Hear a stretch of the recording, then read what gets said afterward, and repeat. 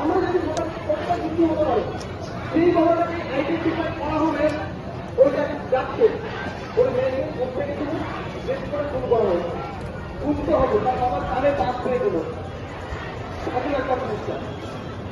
আমি বলবো না আন্দোলন করছে, আমি বলবো সবাইকে রাস্তায় শুধু আত্মলাভ করছে, সবাইকে রাস্তায় শুধু আত্মলাভ করতে যদি এটা জাস্টিস না পায়